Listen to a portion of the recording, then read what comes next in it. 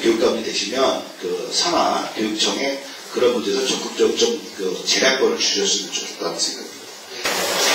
네, 이제 황복고등학교 교사 손재덕입니다. 지금까지 말씀을 다 해주셨기 때문에 그게 혁신학교가 돈으로서 해결하려고 하는 것은 잘못된 판단인 것 같다는 것에 저희 같이 동의하고요. 절실하게 느낍니다.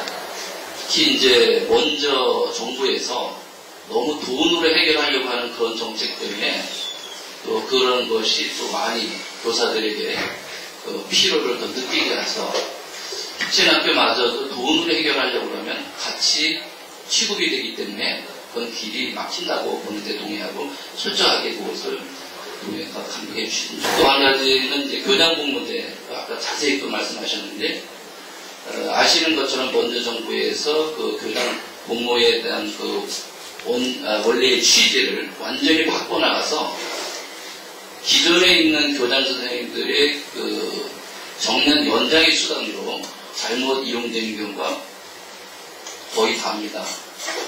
그래서 혁신학교 김상문 교육감께서 의도했었던 것도 교육부에서 이미 다 막아버렸어요. 교육 공동체에 대해서 선생님들도 요즘에 많이 연구하고 함께 또 노교육청에서도 이미 계획적으로 이미 시행하고 있는데 잘 안 되는 게 있습니다.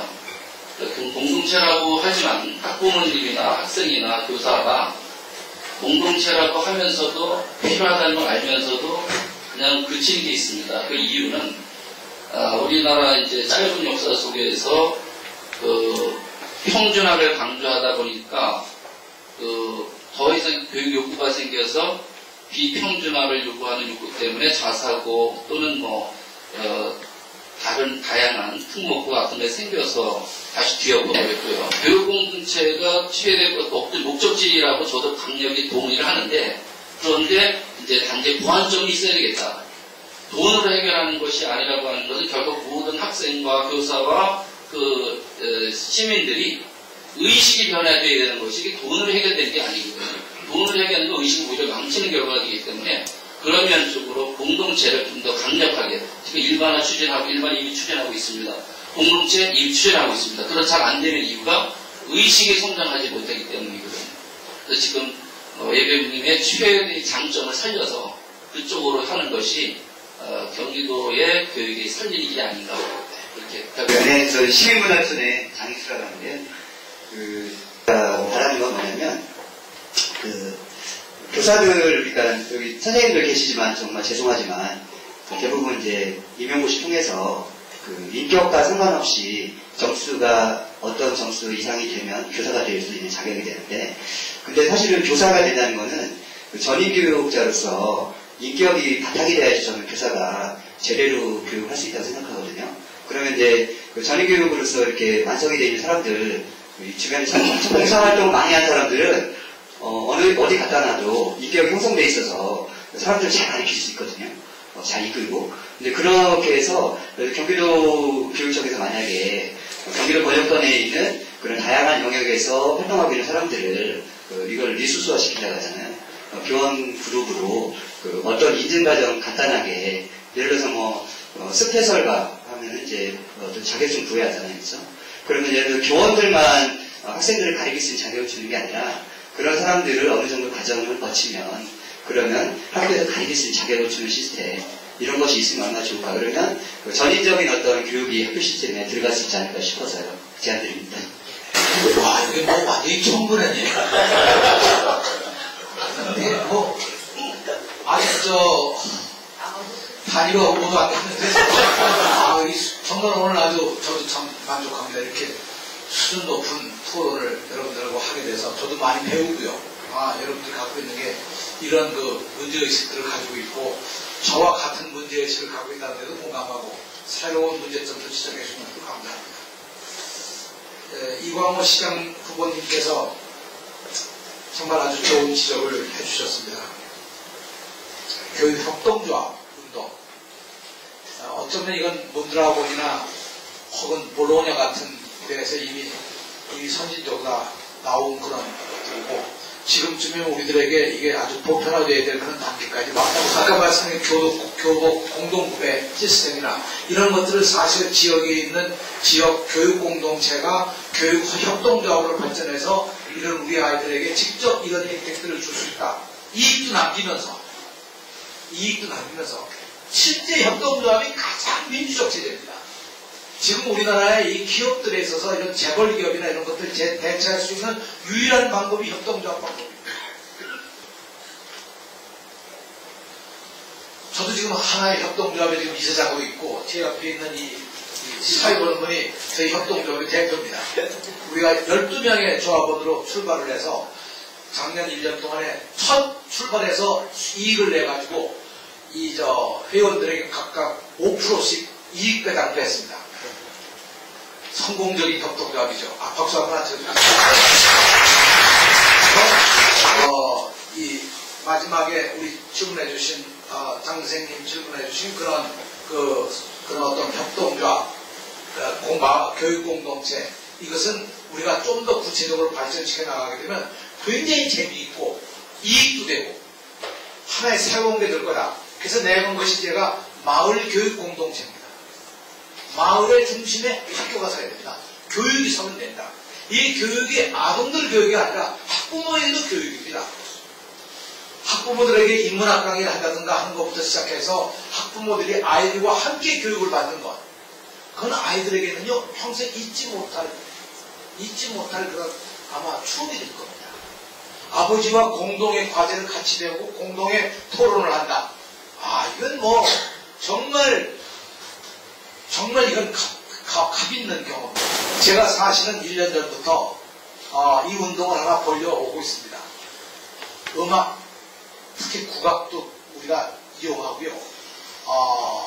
또는 언어 교육과 여기서는 다언어 훈련을 시킵니다. 뭐 일본어, 독일어, 영어는 물론이지만 러시아어 여기까지 다 해서 아이들이 스스로가 연극 작품을 직접 연기를 하면서 언어를 배우고 자기들 경험들을 나누게 되고 거기는 학부모가 같이 하고 우리 체육이 이렇게 뒤져 있는 게 참 문제입니다.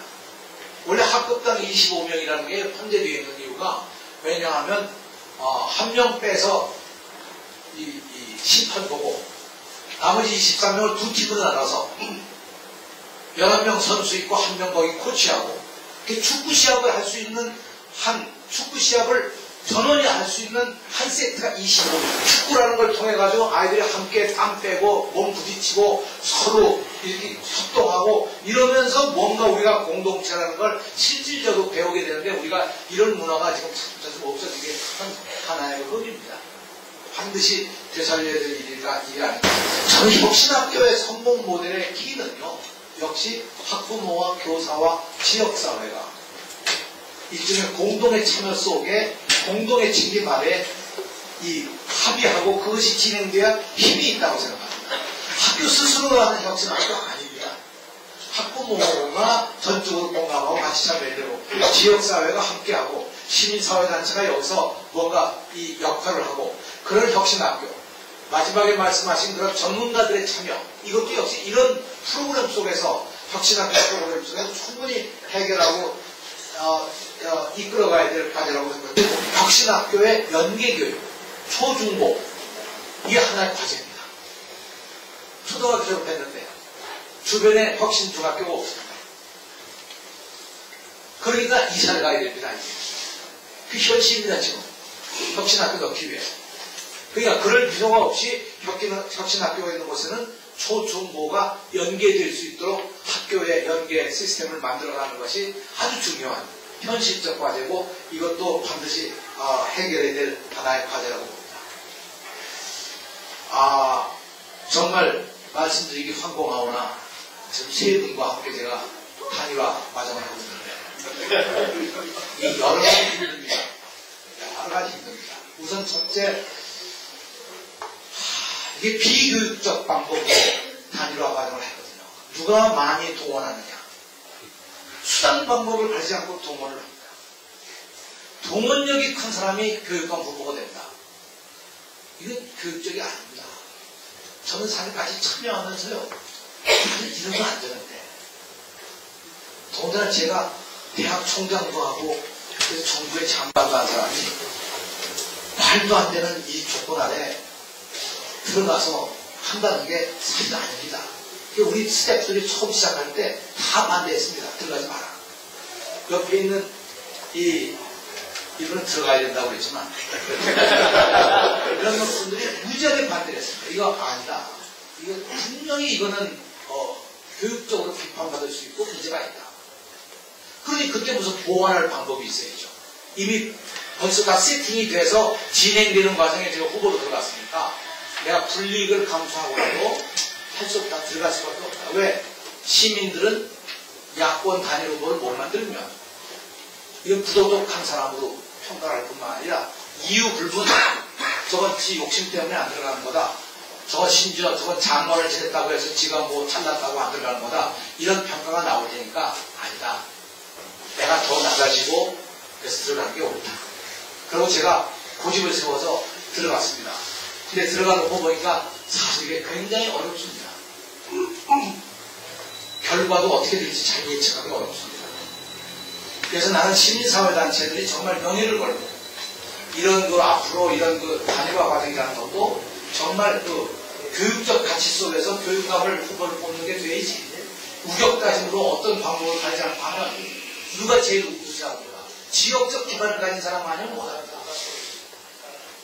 저처럼 이정호 신부랑 그냥 좀 알고 남양주 왔다 갔다 하면서 몇 분 알고 여기 노무현 시민학교 제가 초대 교장을 했는데 거기 통상회장 양평에서 이끌어 오셨는데 이런 분 알고 이래가지고 여기 이동희 씨 저하고 앞에 같이 하고 해서 아는 이거 가지고 택도 없습니다. 여기서 12년 8년 교육위원 한 사람들은요 각 학교 교장서부터 교감 교사 학부모의 단체 다 바삭하게 하니까 단체만 딱 누르면 쫙 되는 거 아니겠습니까? 이게 어디 교육감 후보를 뽑는 정확한 방법인가요? 부활주일날 투표를 한다고 그러는데 부활주일날 부활할지 죽을지 잘 모르겠어요.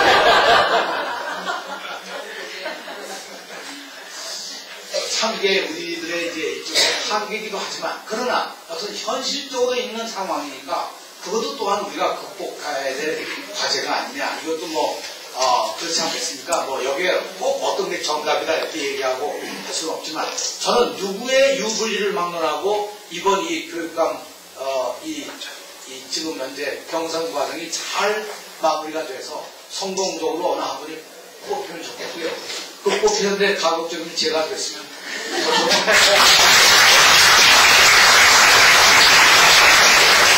질문하고 싶은 두 가지입니다. 제가 예전에 학교 운영위원장을 좀 했었어요. 했을 때 느꼈는데 제일 힘들었던 게 뭐냐면 노무현 대통령 시절에 학교 운영위원회를 만들어서 학교가 좀 투명해지고 학부모들의 참여를 보다 더 쉽게 하기 위해서 만든 게 학교 운영위원회인데 학교 운영위원회 열리는 시간이 선생님 근무 시간에만 합니다. 그러니까 학교 운영위원회 참여할 수 있는 사람은 집에 있는 전업주부나 아니면 동네에서 장사하시는 분 이런 분 외에는 학교 운영에 참여할 수가 없어요. 그래서 제가 학교 운영위원장으로서 학교에 참석을 하려면 제 직장에 휴가를 내고 가야 됩니다. 그래서 제가 이제 제안을 했어요. 그럼 이렇게 하지 말고 토요일날 하든가 일요일날 하면 어떻습니까? 그게 힘들면 평일날 7시 이후에 합시다. 퇴근하고 와서. 절대 선생님들은 양보하지 않습니다. 그러니까 다시 말하면 학교 교장 선생님이나 학교 선생님은 학교 운영에는 들러리지 이게 무슨 학교에 어떤 투명하고 공정하고 또 학교에 참여를 하기 위한 기관으로 보지 않습니다. 아주 불필요한 기관, 노무현이 쓸데없이 만들어놔가지고 자기를 괴롭히는 조회. 제가 운영위원장을 하면서 얼마나 황당한 일을 많이 겪었냐면 학교 교장이나 교감 선생님들이 저한테 하는 얘기가 있습니다. 이 세상이 다 바뀌어도 안 바뀌는 데가 학교래요. 그러니까 가장 이 세상이 다 바뀌고 돼도 마지막까지 끝까지 저항하는 게 학교랍니다. 부모님이 교육감이 되면 그 저항을 뚫고 지금 많은 그 과제와 또 실천할 거를 말씀하셨는데 제가 볼 때 만만치 않은 사람들입니다. 학교 교장, 교감들, 또 시도교육청에 있는 교육 관료들 이 오랫동안 이 터득한 노하우와 자기들 기득권을 지키는 요령에 대해서 고사드립니다. 과연 그거에 대한 어떻게 그 저항을 뚫고 하실지 좀 각오를 좀 말씀해 주시죠. 그 학교 운영위원회 문제가 사실은 대단히 좋은 기관으로 만들었는데 실질적인 역할을 못합니다. 저 법률에 의한 기관이고 심의기구입니다. 그 사실은 저것은 엄밀히 얘기하면 교장의 여러 가지 업무나 이런 것들을 정말 감독하고 제약하고 또는 좀 더 조정할 수 있는 그런 역할인데 실제로 현장에서 가보면 학교 교장이 그저 자문기관 비슷하게 형식적으로 있는 기관으로 전락하고 말아서 이것을 어떻게 제자리에 돌려놓느냐 굉장히 중요한 일이고요. 지금 말씀 굉장히 중요한 점 저녁에 모여야 됩니다. 저녁 7시 또는 평일 휴일 토요일이나 일요일날 반드시 그 중에 자기 직장 다 끝난 다음에 저녁에 모이고 또 저녁에 모여야 동네 사람들이 와서 들을 수 있습니다. 그 정말 동네 사람들 들어야죠. 왜? 시의회가 제일 중요한 게 동네 사람들의 삶에 직결되는 모든 문제, 상하수도 문제, 안전 문제, 교육 문제, 의료 문제 이걸 다루니까 직접 들어야 되는데 낮에 아침 10시부터 누가 와서 들어요? 이게 참 문제입니다. 저는 반드시 이런 문제는 단순히 이 학원이만이 아니고 시의회의 경우도 새로운 각도로 가야 된다고 생각해요. 이 허인의 위원장 괜히 환경 문제만 하지 말고 이 문제가 이렇게 돼야 동네 사람들 참여할 수 있습니다. 거기에. 저희 인터넷 생방송합니다. 생방송도 좋습니다. 하여간 그것을 어떻게든 우리가 노력해서 학원위가 제 역할을 할 수 있도록 바꿔내는 문제 가장 중요한 교육감의 과제라고 저는 이해가 합니다. 그리고 행정실무사의 비정규직 문제 아까 잠깐 말씀드렸지만 행정실무사가 지금 3.8명 평균 학교에 참 어려운 일입니다. 지금 학교에 교사가 8만 5천 명인데 비정규직이 3만 5천 명입니다. 뭐 사서부터 시작해서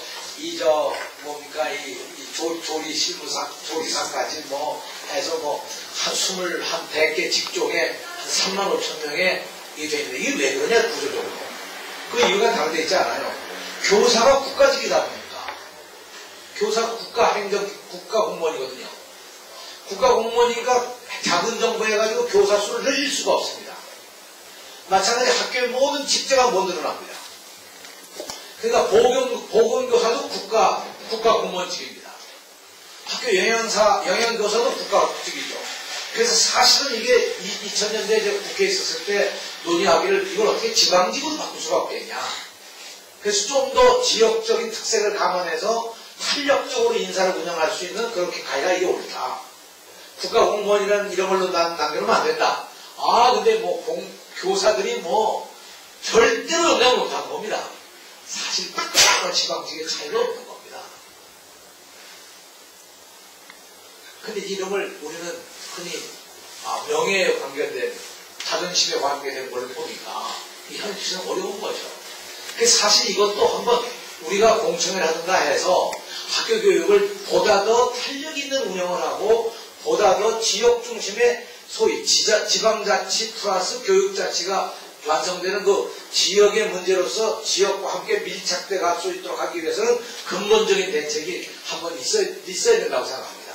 이건 단순히 교육청의 교육감 차원은 아니지만 지역에서 이 문제가 제기가 안 되면 국회나 여기서 다뤄질 수 없는 거죠. 이 문제는 한번 저는 경기도 교육청 차원에서 제가 만족된다면 한번 심도 있는 토론을 할 필요가 있습니다. 지역에 살고 있는 송하시입니다. 저는 이제 장관님이라고 불러야 되지, 후보님, 예비 후보님이라고 부르겠습니다. 꼭 후보님이 되시고 당선되시라고 국회 믿고요.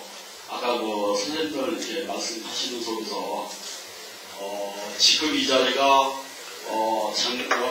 이제 후보님이 교육감님이 되시든 안 되시든 마지막 자리일 것 같다는 말씀을 제가 들으면서, 과연 그렇게 해가지고 교육감이 되시고 나서 어떤 교육 정책가 편입해서 잘 될까 하는 그런 의심이 들어가서요.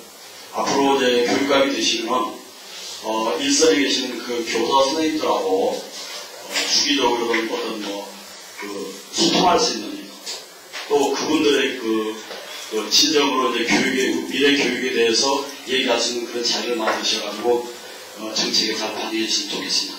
감사합니다. 우리 송 선생님이 마지막에 제일 마음에 드는 말씀을 해주셔서 꼭 당선될 걸 믿는다. 그 말씀을 꼭 당선시켜 주겠다 하시는 뜻으로 제가 받아드리겠습니다. 고맙습니다.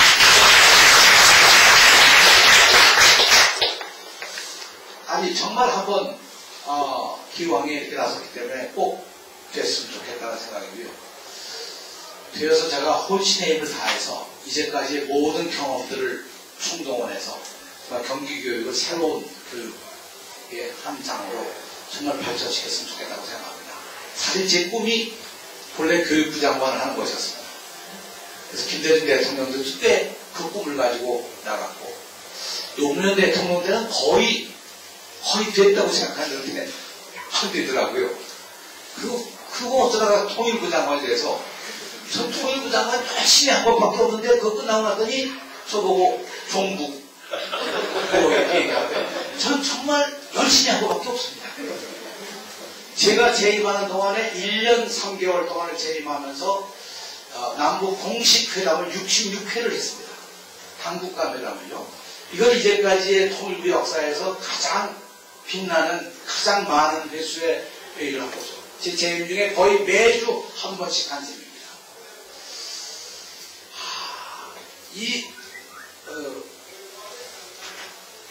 어쩌다 보니까 제가 창업을 참 많이 해가지고 사실 성공회 대학도 1982년 창업을 한 학교입니다.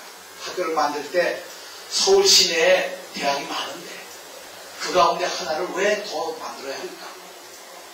참 고심을 많이 했습니다. 93년에 각종 학교에서 대학으로 인가를 받는데 그때가 93년 받을 때 서울 시내에서 20년 만에 처음으로 대학 인가를 받은 학교였습니다. 그래서 그때 제가 앞에 다 붙이기를 서울에서 가장 젊은 대학, 제일 어리니까. 그때도 제가 고민을 많이 했습니다. 어떻게 이 학교를 정말 이 새로운 대학으로 다른 대학과 다른 대학을 만들 수 있을까?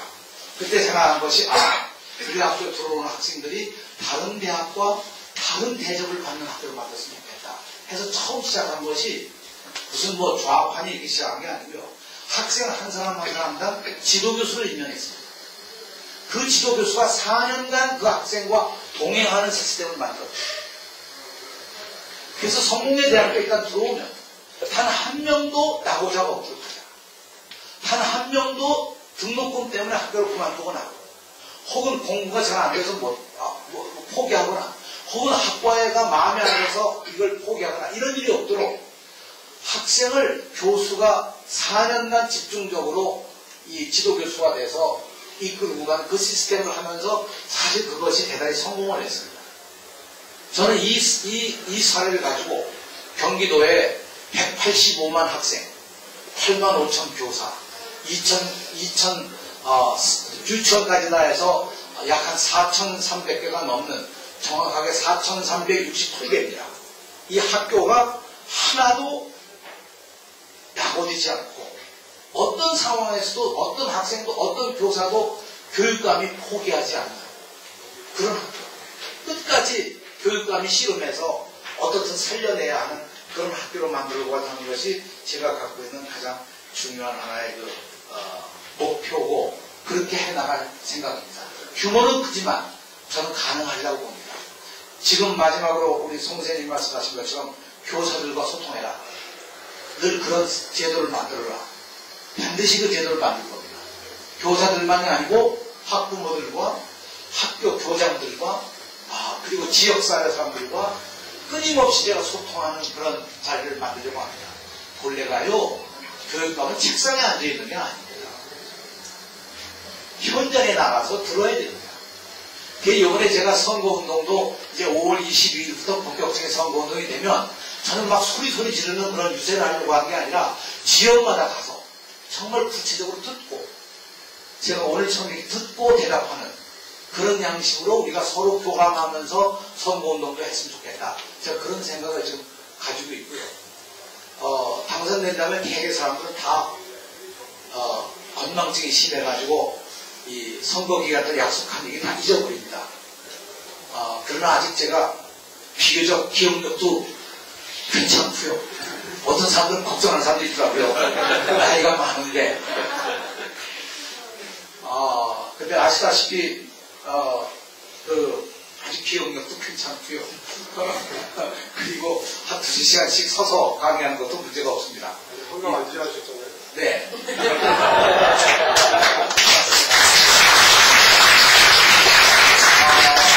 그래서 정말 아까 마지막 말씀이 교육이라고 하는 건 저는 함께 만들어가는 것이죠. 절대 혼자 만드는 것도 아니고 어떤 규범이나 규칙에 의해서 되는 것도 아니고 정말 고민하면서 하는 거다. 제가 오늘 아침 트위터에 그 얘기를 올렸습니다. 교육은 함께 만들어가는 것이다. 함께 희망을 만들어가는 것이다. 교육은 희망을 만드는 것이지 다른 게 아닙니다. 마지막으로 끝나면서 하나만 더 얘기 드리면 그 학생들을 평가할 때 대개 초등학생이나 이럴 경우에는 절대로 상대평가를 하지 않고 절대평가를 합니다. 절대평가를 어떤 방법으로 하느냐? 그 학생 자신을 놓고 평가를 합니다. 그러니까 평가예요. 굿, 좋다. very good, 매우 좋다. 이 두 가지밖에 없습니다. 어떤 학생이, 가령 이동희 학생이 있다고 칩니다.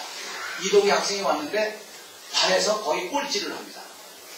성적으로 보면. 그럼에도 불구하고 이동희 학생이 어제보다 더 잘했다. 그건 very good입니다. 남들과 비교하지 않습니다. 절대 교육은 남들과 비교하는 순간 깨집니다. 그리고 그건 그 학생의 상처로 남습니다. 우리가 지금 이 교육의 가장 큰 문제가 아까 신자유주의 문제도 제기하셨습니다만 학교를 줄 세우고 학생을 줄 세우고 그런 거 줄 세우기 교육이 문제인 겁니다. 왜냐? 학생 한 사람 한 사람이 정말 소중한 사람이고 그 학생이 갖고 있는 역량과 이 잠재력과 이게 다 다릅니다. 그 다른 잠재력을 끄집어내서 그 학생이 당당하게 성장할 수 있도록 희망과 꿈을 가지고 성장해 갈 수 있도록 자기 스스로 설 수 있도록 가르쳐주는 것이 저는 정말 교육이라고 생각합니다. 그걸 도와주는 게 교사의 역량이고요. 그걸 도와주는 게 교육 행정이고 그걸 도와주는 게 교육 정책이라고 생각합니다. 저는 그런 의미에서 앞으로 경기도 교육청 자체가 바뀌어야 되고요. 교육지원청이 바뀌어야 되고 교장이 바뀌어야 되고 동시에 교사가 바뀌면 결국 학생 교육도 정말 새로운 정말 경기도의 교육의 하나의 희망의 길을 열어갈 수 있지 않을까 이렇게 생각을 합니다. 20일 날 꼭 부활을 시켜주시기를